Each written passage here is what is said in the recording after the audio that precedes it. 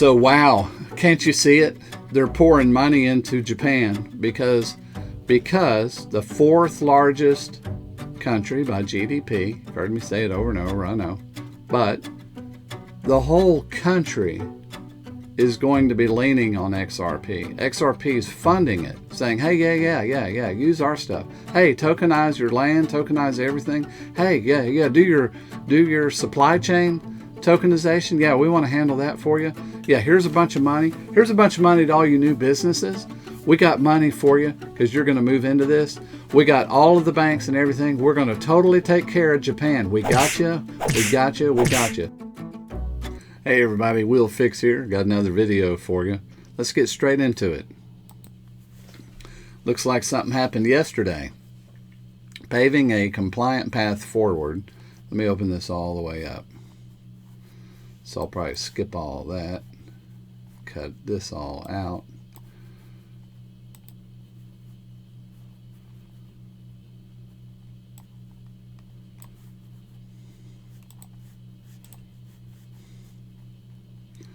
Look at this from yesterday. Paving a compliant path forward, Ripple closes standard custody acquisition and appoints Jack McDonald as Senior Vice President of Stablecoins. That's plural there.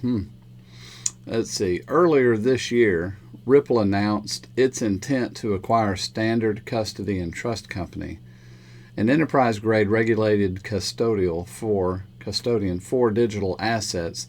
The acquisition received the necessary regulatory approvals and is now complete. This is an exciting new chapter to Ripple to strengthen its existing product offering and explore new complementary products like stablecoins. Underpinned by a commitment to regulatory compliance, Ripple's track record for working with global regulators and policymakers is underscored by the belief that in order for blockchain to become integral to the global finance infrastructure, the industry needs to build alongside regulatory and compliance regimes rather than around them. The closing of this acquisition adds a limited purpose trust company regulated by the New York Department of Financial Services to its licensed portfolio, which includes nearly 40 money transmitter licenses throughout the U.S., as well as major payment institution license on the Monetary Authority of Singapore and the Virtual Asset Service Provider registration with the Central Bank of Ireland. This enables the company to further strengthen its enterprise infrastructure solutions powered by blockchain and digital asset technology, allowing for a better institutional customer service to tokenize, store, and move and exchange value. Awesome. Pretty good goals. This deal closure follows close on the heels of Ripple announcing its plans to launch a USD-backed stablecoin, a natural step for Ripple to continue bridging the gap between blockchain and traditional finance.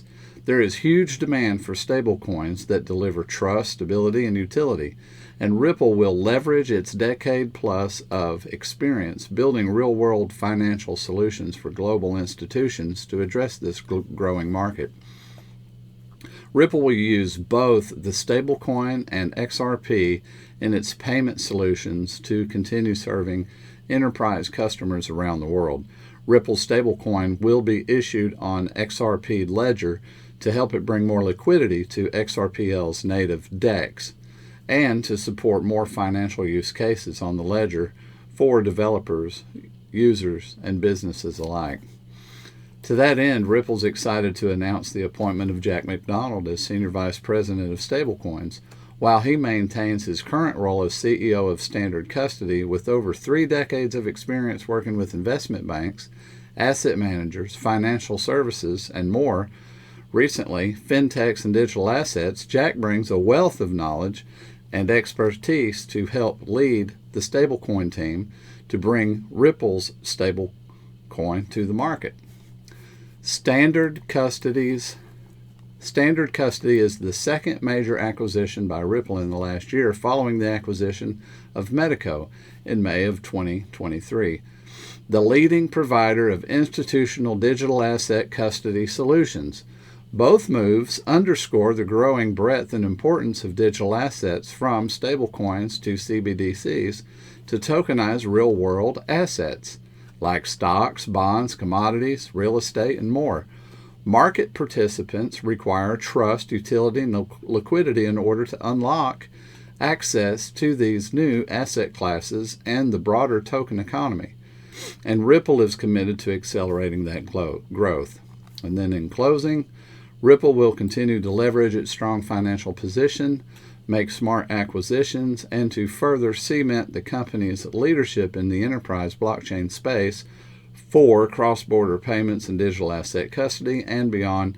Having the right license in place to better serve the customers and adhere to regulatory compliance is a critical next step in paving the way forward institutional adoption and blockchain technology. I was going to do a decent wallet commercial, but I decided not to. So I'm not going to mention that I have a link in the description where you can save money and that self-custody is the best way to go. I'm not going to talk about how you can send your HBAR in it, your XDC, some of those coins that some wallets have difficulty receiving where you create files and things. I'm not going to talk about that either. I'm not going to talk about, just use the link in the description. So I'm going to skip all that in this video. Here's some more interesting use case. You know how we were speaking in the last couple videos I did. I was highlighting how 80% of the banks of Japan, and by the way, it's more than 80% because that report was just dated just a little bit, are in partnership with Ripple. So over 80% of the banks of Japan are partnered currently with Ripple. That's very significant news. Then the other thing that they were moving towards in logistics and in supply chain, I want you to think about when Japan uses XRP ledger for supply chain. Why is that significant? Well, one of the reasons why is Japan is a logistics nightmare. First of all, it's a tiny country and it's multiple islands.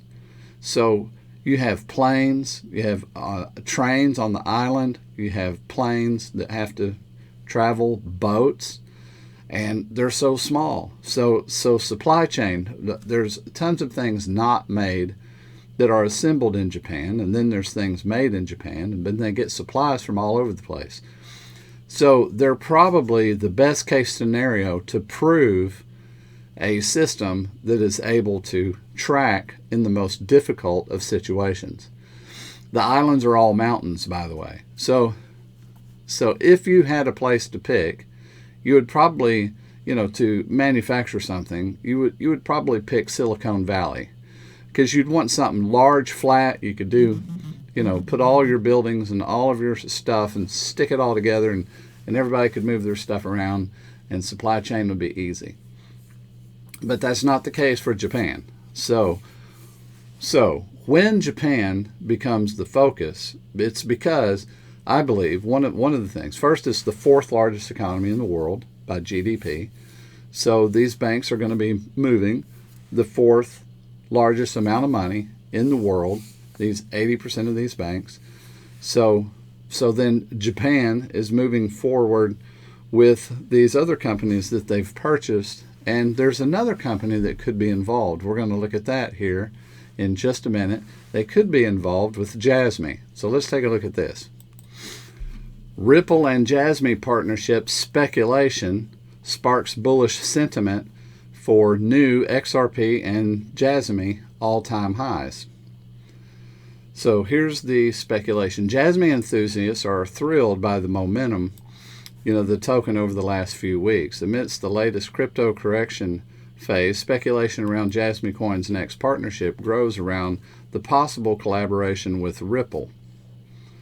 In detail, a Jasmi enthusiast shares his thoughts on how Jasmi and Ripple partnership is inevitable if it hasn't already begun. Specifically, he believes that Ripple may invest in Jasmi and that it may happen by the summer of 2025. His reasoning behind this is that Ripple just announced it started a fund to invest in blockchain companies in Korea and Japan. More so, the fund will invest 1 billion XRP, $500 million, according to the Jasmi CFO said. South Korea and other Asian countries are a huge part of Jasmi's business. The past then highlights Japan's national strategy revolving around digital assets and how Japan has only a few known blockchain companies besides Jasmi, Astar, and I don't know what to say there, whatever that is, have been recognized more reportedly. Ripple already has a partnership with SBI Japan.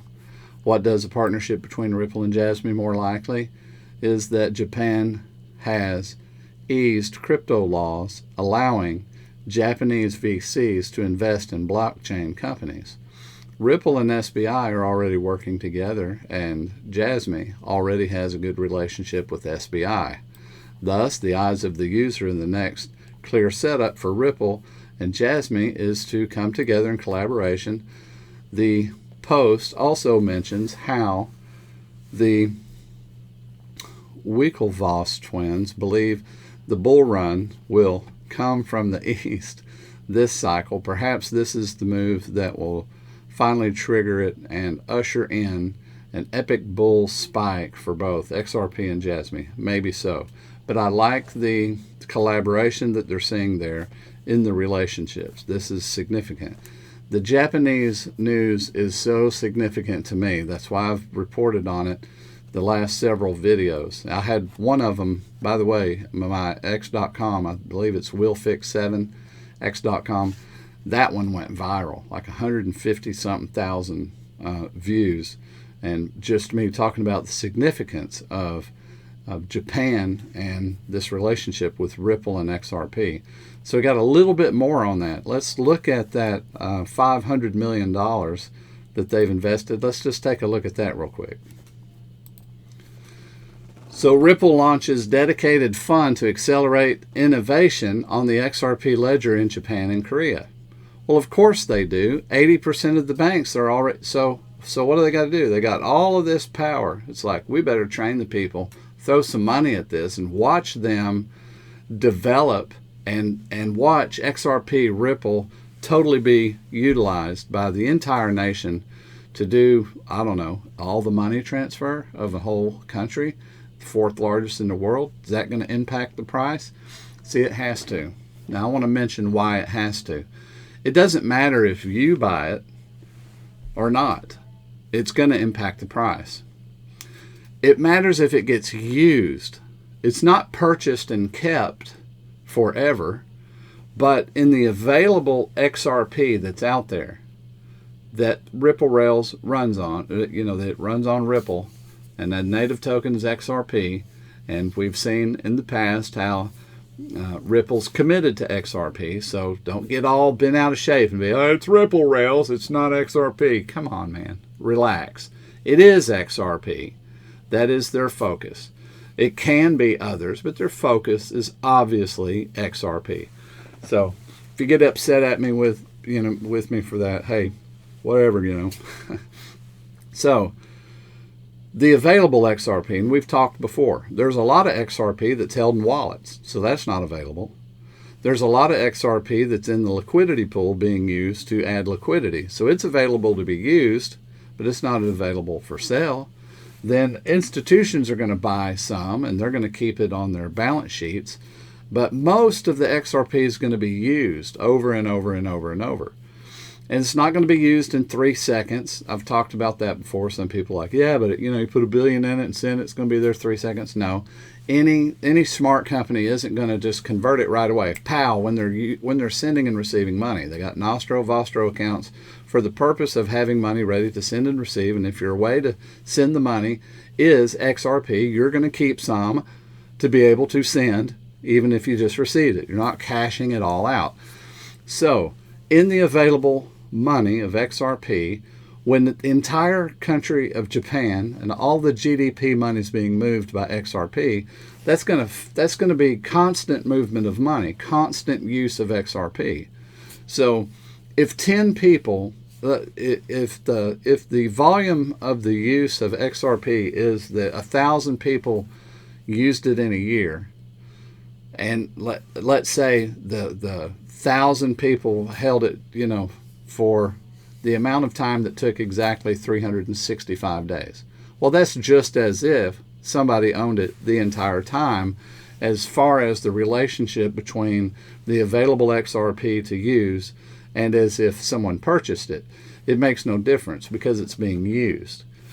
So if it's in use, it inflates the price. Why does it inflate the price? And we've talked about this many, many times. It inflates the price because it has to, because there's not enough coin available at 50 cents a coin to move all of the money.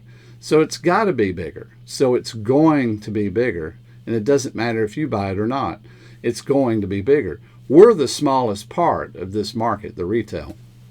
This is what you own is a utility coin that's going to be used by giant corporations and huge banks to do cross-border transactions. That's what us little people own. We own one of those that's going to be one of these. All right, so Ripple, the leader in enterprise blockchain crypto solutions, today announced the launch of XRPL Japan and the Korea Fund dedicated to supporting the innovation of XRP Ledger XRPL in dynamic Japanese and Korean markets. The XRPL Japan and Korean Fund will provide support to a range of robust initiatives to foster innovation on the XRP ledger in both countries, including this is the crux of this article. So they're pouring money in to help what? Well, it's to help use XRP, isn't it? It's to help facilitate the fact that all of the banks are going to be using it. So they got to get everybody used to it. So they're gearing up. So here we go. So I'm sorry, I'm stumbling over my own tongue today. Corporate partnerships collaborate with leading companies in Japan and Korea to integrate the use of XRP Ledger and explore enterprise use cases across the range of industries. That's one of the things the money's for. Developer grants provide funding along with technical and business support to promising projects being developed on the XRP Ledger. Oh, specifically, of course, they're motivating their own thing. Hey, this is how you use XRP. Startup investments. Identify and invest in early-stage companies leveraging the XRP Ledger to build new, exciting use cases.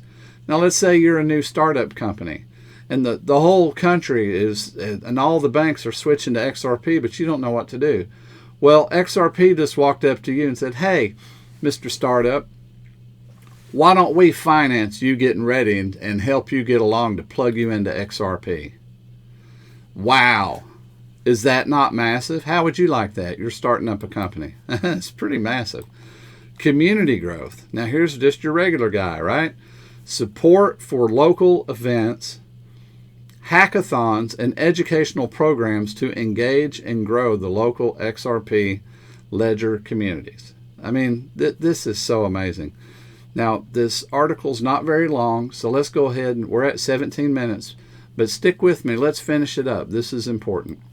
The XRPL Japan and Korea Fund is part of Ripple's 1 billion XRP commitment to providing financial, technical, and business support for developers building on the XRP Ledger. Through both the XRPL grants and the XRPL accelerator programs, a significant portion of the 1 billion XRP will be targeted towards exciting opportunities, specifically in Japan and Korea, amounting to tens of millions of dollars over time. The launch of this fund is a testament to Ripple's strong belief in the potential of Japan and Korea as pivotal regional hubs for blockchain innovation, said Emi Yoshikawa. I guess is how you say that. I'm sorry, I so butcher these names, but sorry about that. Vice President of Strategic Initiatives at Ripple. It also underscores our unwavering commitment to fostering innovation in the local XRP ledger communities, and we look forward to seeing the transformative impact of the fund in these vibrant markets. Japan and Korea are already home to some of the most vibrant and rapidly growing XRP ledger communities globally.